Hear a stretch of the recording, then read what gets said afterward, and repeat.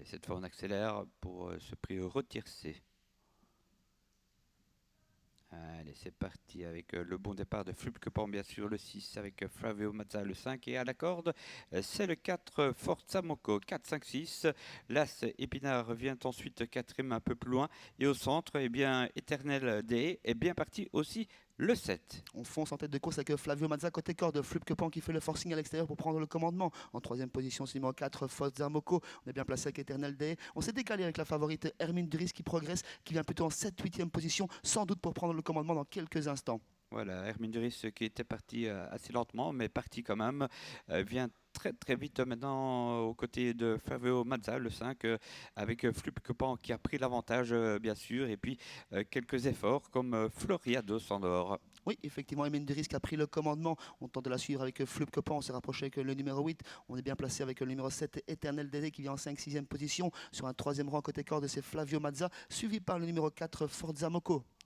Le 3 qui imprime un train très régulier à l'épreuve, hein, c'est sa position favorite, Hermine Duris, la favorite. Donc le 3 devant le 6, Flupkepan, ensuite le numéro 5, Flavio Mazza. En dehors, le 8, il y a Floriados, suivi du 7, le 4 à la corde, à l'arrière, 10 et 14. Hermine Duris qui commence à dérouler, elle commence à laisser aller sa grande action. Flupkepan tente de l'accrocher à une petite longueur. Flavio Mazza vient en troisième position. Ensuite, on retrouve le numéro 8 flanqué à l'intérieur du numéro 4 qui est déjà sollicité. Eternel Day attend son heure un petit peu plus loin, suivi par le numéro 11, Fortuna Gijo. On a vu une faute devant la tribune du numéro 12, 50 Dera, qui n'est peut-être pas disqualifié, mais qui a perdu beaucoup de terrain. Oui, avec pour le dernier tour, Hermine Duris qui domine toujours Flupkepan devant Flavio Mazza. Derrière, il y a Forza Moco le 4 avec le 8, Floriado Sandor.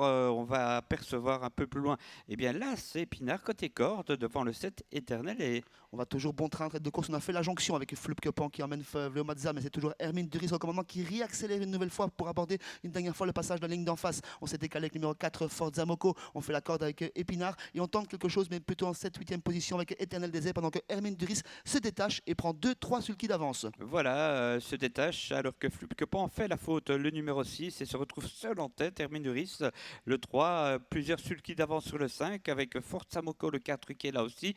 Épinard passe quatrième, là c'est en lutte avec Éternel D, le numéro 7. Et attention, quel retour du 14 de Dodi du Vivier. Hermine Duris débouché à l'instant par Christophe Depeul qui va aborder la ligne droite seul en tête avec 4, 5, 6, 7 sulky d'avance sur Flavio Mazza. Eternel Désert qui va bien terminer. Épinard au centre de la piste pour une place. Hermine Duris qui semble parti vers le succès, David. Exactement, c'est fait, hein. Normalement, avec le 5 qui va lutter pour la deuxième place en compagnie du 7. Ensuite, le retour de l'As aussi avec tout à Andorre, 50 Dera, le 12, qui vient échouer de très peu. Tout à fait, Hermine Duris, on n'a pas tremblé, elle s'impose une nouvelle fois très facilement.